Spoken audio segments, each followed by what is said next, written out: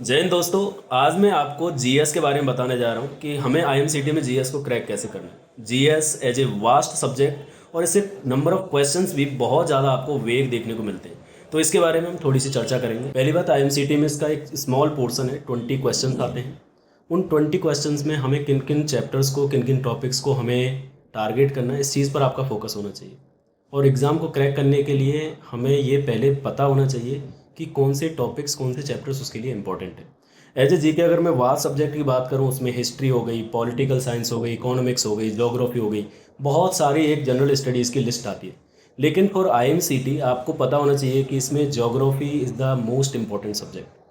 हमें ज्योग्राफी में भी ओशिनोग्राफी पर ज़्यादा फोकस करना होता है। पहली चीज़ तो यह है।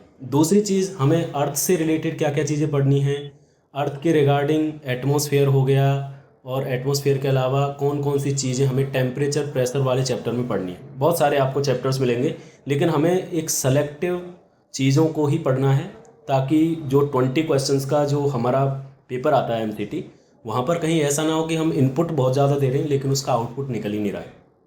पढ़ाई के लिए बहुत ज़्यादा स्टडी की ज़रूरत है नहीं कि आपको 5 घंटे पढ़ना है, जीएस के लिए 4 घंटे पढ़ना है। मैं मानता हूँ अगर कोई स्टूडेंट 1 घंटा भी मैक्सिमम टाइम दे दे तो that is more than enough.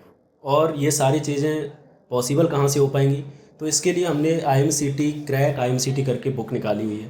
उसमें आपको सारा कंटेंट बिल्कुल उस फॉर्म में मिलेगा जो आपको एक एग्ज़ाम को क्रैक करने के लिए चाहिए होता है। जैसे हमने इस बुक में प्रॉपर तरीके से उन्हीं चैप्टर्स को इंक्लूड किया है जो क्वेश्चंस में, जो एग्ज़ाम्स में ज़्यादातर पूछे जाते हैं। जैसे कि अर्थ एटमॉस्फेयर हो गया, अर्थ से रिलेटेड उसकी इमेजिनरी लाइंस हो गई, जो कि बहुत ज़्यादा कभी कभी इंटरव्यूज़ में भी पूछी जाती हैं। लैटिट्यूड क्या है, लॉन्गिट्यूड क्या है। उसके अलावा अर्थ की एटमॉस्फेयर, ओजोन लेयर पूछ ली जाती हैं, स्ट्रेटोस्फेयर जैसे टाइप्स के क्वेश्चन पूछ लिए जाते हैं। इसके अलावा ओशिनोग्राफी पर मैंने और हम सब ने खासकर इतना ज़्यादा ध्यान दिया है क्योंकि बहुत सारे क्वेश्चंस आपको ओशिनोग्राफी से मिलेंगे। As you are going in the marine field और मेरीटाइम इंडस्ट्री में आप जा रहे हैं, तो वहाँ आपको पता होना चाहिए सी रूट्स के बारे में, और आपको उसके related water bodies, important ports के बारे में। तो इन सारी चीज़ों का इस किताब में प्रॉपर ध्यान रखा गया है। उससे रिलेटेड सारे एमसीक्यू, जितने भी एमसीक्यूज़ बन सकते हैं। उसके अलावा कुछ कुछ टॉपिक्स को इंक्लूड किया गया है जो जनरली एक ऐसी भूमिका निभाते हैं जिनका तो छोटा मोटा रोल आ जाता है। जैसे स्टैटिक जीके, आपका स्पोर्ट्स हो गया, अवार्ड्स हो गया, या फिर बुक्स एंड ऑथर्स हो गया। इसके अलावा इंडियन ज्योग्राफी की भी आपको एक छोटी सी झलक देखने को मिलेगी।